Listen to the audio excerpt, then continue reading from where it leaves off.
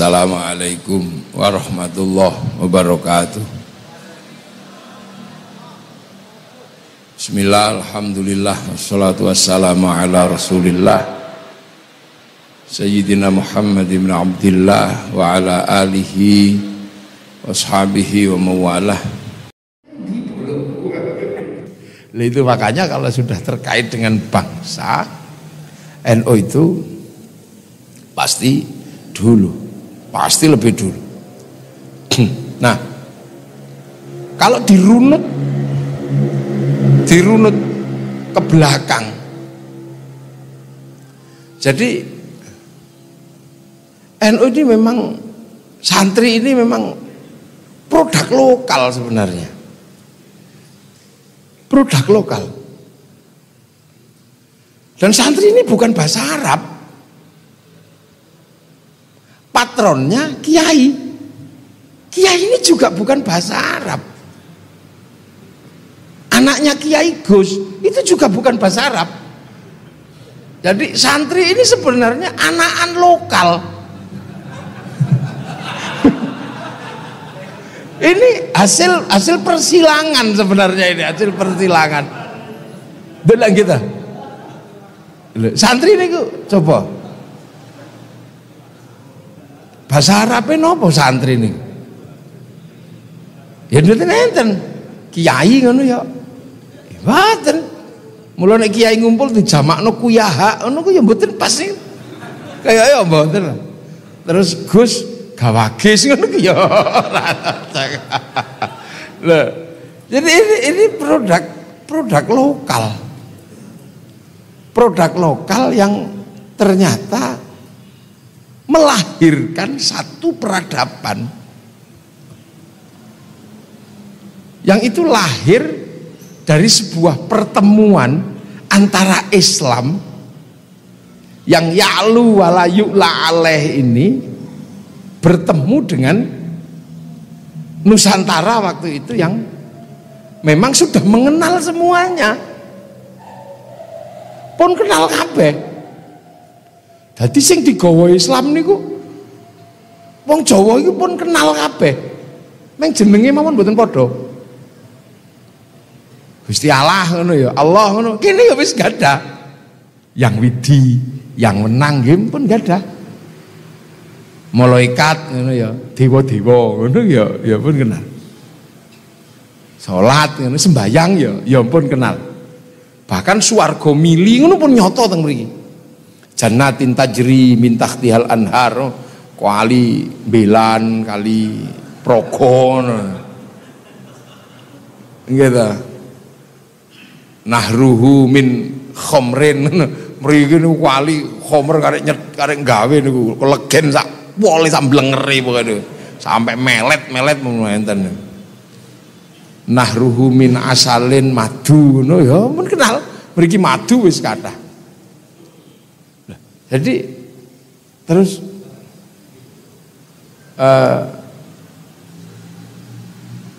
napa lakum dinukum waliyadinu nggih pun kenal niku. Wong mriki nggih pun rukun waktu niku.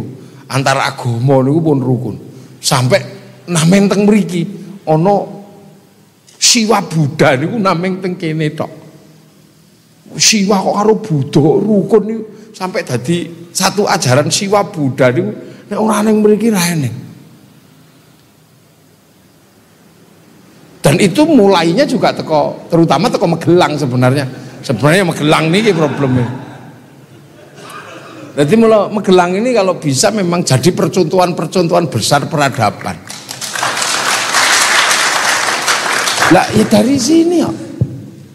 Tawuran antara agama niku nggih teng mriki kok riyen. Perang agama itu pertama itu di sini tahun 800. Hindu Buddha niku entek-entekan itu di Magelang dan sekitarnya sini. Jadi dulunya Hindu, Wangsa Sanjaya.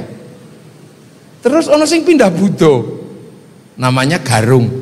Garung itu pindah Buddha. Tapi terus jadi ekstrim anti Hindu. Mungkin mu'alaf sing rada gleleng lah carane.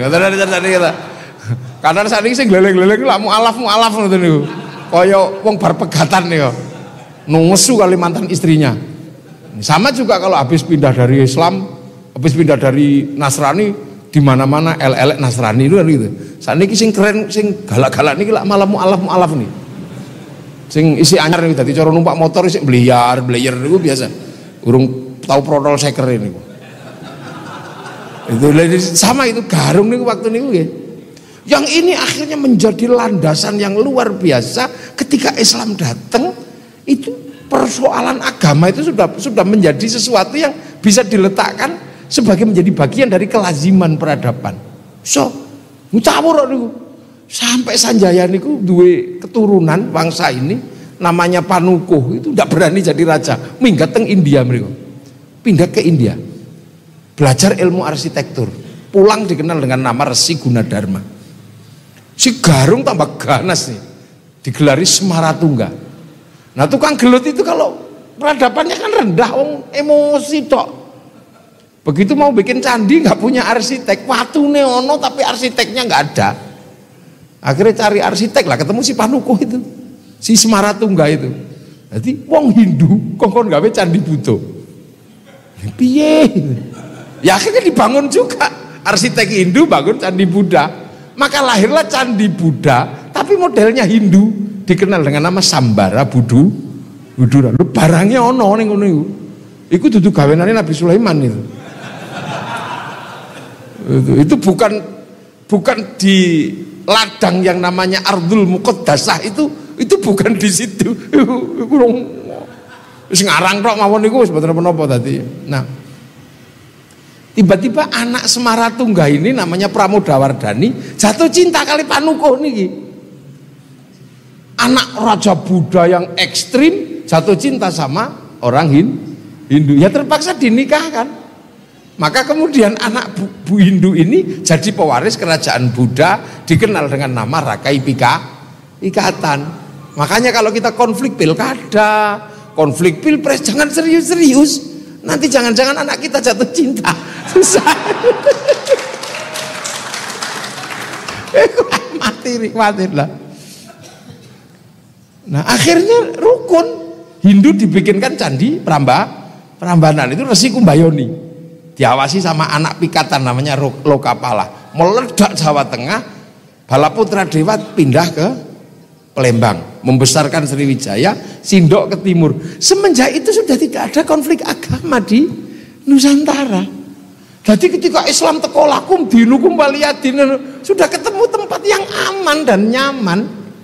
Makanya sudah ada konsep Bhinneka Tunggal Ika oleh Empu Tantular. Jadi dari semenjak dulu yang namanya Buddha jaga Hindu, Hindu jaga Buddha, sampai lahir Siwa Buddha. Makanya sering saya katakan kalau ada banser kok jaga gereja, jangan diolok-olok. Itu adalah warisan asli bangsa Indonesia. Warisan asli. Sing ternyata di New Zealand yang jaga masjid orang Nasrani, di Bali yang jaga masjid pecalang gitu. Ya kalau banser jaga masjid ya nggak usah dijaga. Nah, bansernya kapan sembayangnya? Dosa ya ke masjid orang sembayang. Nah jadi peradaban ini ketemu. Makanya Islam itu landingnya indahnya luar biasa di Nusantara. Makanya sing dipikir itu karena peradabannya landingnya enak, mulai dipikir musuh utamanya Islam itu apa? Demit. Iya kan? Loh, musuh. Makanya saya selalu katakan kenapa sih ilmu pengetahuan modern itu nggak bisa menerima cerita demit itu kan raiso terima. Mosok Islam bangun peradaban kok urusannya demit. Loh, Islam itu dimanapun musuh pertamanya demit. Makanya dimana-mana suruh a'udzubillahi minasyaitonirrajim. Sebab napa? Demit itu sumpah fa'angzirni ila yaumi yub'atsun, tunda matiku tekan dina kiamat ya Allah tak sasarno. Loh, makanya itu dulu ya ada yang ngurus. Makanya wali itu juga ada yang ngurus demit. Nah bagiannya Sayyid Samsuddin Al-Baqir Al-Farsi yang orang menyebutnya Syekh Saya Subakir. Memang itu, era itu ya era demit. Jadi landing wis ketemu. Jadi indah. Islami ketemu peradaban yang sangat maju. Contoh misalnya khol. Kenapa khol itu nggak ada habisnya? Jadi mulutan ya, tapi khol bendino. Kiai kira-kira ngurip ngopeni khol wis urip iku tekan sedo niku wis ora perlu mikir nandur pari ya urip e. Wis digani berkat isih dikeki sangu wis pokoke nek khol. Wis nek urusan wong mati iki 3 dina ya oleh berkat, 4 dina. Kenapa iki khol? Ya karena ning Jawa itu juga waktu itu kepatuhan terhadap para leluhur niku nggih pun kuat teng mriki. Cuman wong Jawa nyebut leluhurnya itu danghyang. Danghyang niku buntute dadi eyang niku. Nek bleset dadi danyang. Nah, danyang niki ditakoni napa mawon kali anak putu. Setiap pertanyaan terhadap para danghyang harus dipegang teguh. Nah, pertanyaan itu disebut ngestokaken dawuh ingkang dipun pundi-pundi. Maka personalnya disebut pepunden, dalamnya disebut punden. Itu bahasa Jawa, bukan omah demit, itu bukan. Nah, anak-anak pergi karena makanannya nggak ada, pulang setahun sekali bawa oleh-oleh. Sing isih urip ya dibawakan oleh-olehnya, yang mati sembayangi. Nah, kedatangan anak cucu ngoleh-olehi dan nyembayangi itu namanya serodo. Makanya serodo niku nek dilakoni dadi nyadran. Nah, terus dikandani mbahmu itu lu mati le, sing urip ming pindah alam milo, terus ada merui kaki danyang nini danyang. Nah, Islam itu padha. Aja lali sing biyen sing tindak rumiyin walladzina ja'u min ba'dihim yaquluna rabbana ighfir lana wa li ikhwanina alladzina sabaquna bil iman. Apa meneh wong Islam niku tilikane gampang wong ana kuburane. Karena ning kuburane fazuruha lebih mudah karena ada kuburannya. Terus isih urip urung mati, bal akhyaun. Mula ilah ruhi ilah hadrati. Wong matimu juga bawakan makanan yang banyak. Ning panganan dhewe supaya dadi sedekah. Maka serodo nyadran klebon istilah sedekah utawa sedekohan. Nah, mula riyen kathah yang menyebut sedekahan atau dekahan.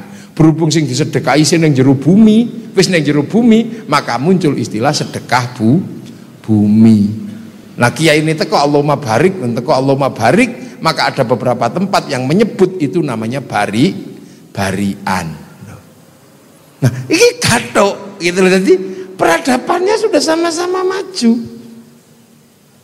Makanya ketika Islam berbicara tentang adab, peradaban, di sini peradabannya sudah ada garek ditemok ke mengambil sisi-sisi. Ojo menang-menangan gitu lah. Nah, itu terjadi di sini karena nopo? Sing nyebar ke Islam niku kelasnya kelas setingkat di bawah nabi. Nopo? Wali niku la khaufun alaihim walahum yahzanun. Dadi dum-duman ya ora wedi. Awor bareng ya ora wedi, ndak ada ketakutan. Hilang simbolnya juga nggak takut. Ora ketok ubel-ubele ya ora wedi, wong wali kok. Makanya ketika kemudian Islam itu, lho kok nopo kok wali lah, ini kadang orang sing takut. Ya karena yang di sini yang boleh ngomong agama niku Brahmana. Brahmana niku kasta tertinggi, sudah tidak ngurus dunia. Nah, yang punya kedudukan sama dengan Brahmana niku wali. Kalau pedagang yang nyebarkan agama nggak bisa, orang Jawa nggak mau terima karena Brahmana itu sudra, pedagang itu sudra, saudagar itu sudra. Sekaya apapun saudagar niku sudra dan nggak boleh ngomong agama. Lho, makanya sing duwe kedudukan seimbang Brahmana itu wali. Gitu. Nah, ini wali. Jadi makanya orang takut, kenapa yang ke timur ke yang lain kok tentara, yang ke sini kok wali? Apa kok wali kok beda dhewe? Kok menetek wali songo? Ya karena yang di sini itu kelasnya Brahmana. Sing iso ngimbangi konsep Brahmana itu la khaufun alaihim walahum yakhzanun. Lha iku mulane wali itu tidak pernah takut. Yang mestinya syaikhun ustadzun bernegosiasi dengan yang di sini yang namanya kiai, tidak takut. Padahal ketika turun derajat ke kiai dengan menggunakan bahasa peradaban Nusantara, itu ikhlas suka tidak suka kumpul karo kebo Kiai Slamet. Tombak kiai pleret. Loh, maka kiai yang terakhir menang adalah Kiai Haji. Mula kiai kudu iso mewakili kelakuane kebo Kiai Slamet. Sekti yo kudu sekti, kiai ora sekti ora sida. Nek ra sekti dadi ustad mawon.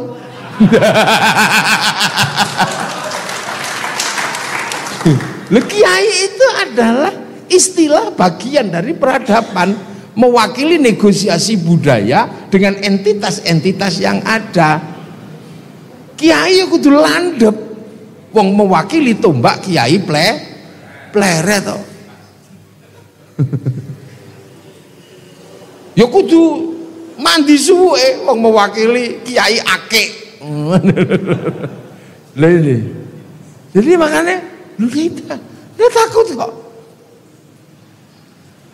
Terus la ilaha illallah tidak menjadi bendera yang dikibar-kibarkan, tapi menjadi sehari-hari tahlil la ilallah, la ilallah, la ilallah.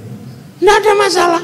Sampai kemudian wong mati ditulisi la ilaha illallah. La ilaha illallahnya ada di dalam hati, simbol benderanya merah putih. Ini kan wali itu kaya ngono, ora kuwatir blas. Itu wali. Nah, wali niku ya segitu niki wali terusane niku. Itu ora kuwatir hilang simbolnya. Mestinya ketika datang sebagai syaikhun kan ngangge jubah. Begitu sampai di sini dadi kiai, ya wis ra jubahan. Nek isih jubahan syaikhun, nek kiai ya cuwilane jubah wis cukup. Ini cuwilane jubah nih. Serban kan cuwilane jubah asline.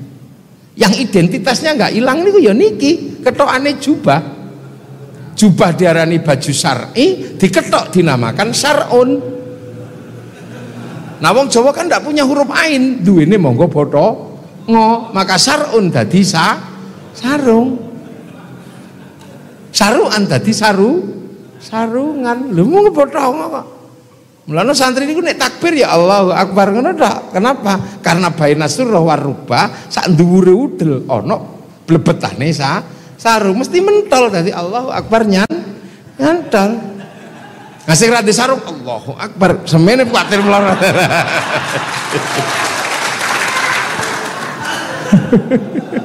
Loh, itu fase yang luar biasa negosiasi budaya dan negosiasi peradaban. Tidak mengambil nama ustadz, tidak mengambil nama tilmid, tapi mengambil nama santri. Santri itu patronnya kiai, dan patron itu hanya sebatas mayuridillahu bihi khairan yufaqihu fiddin.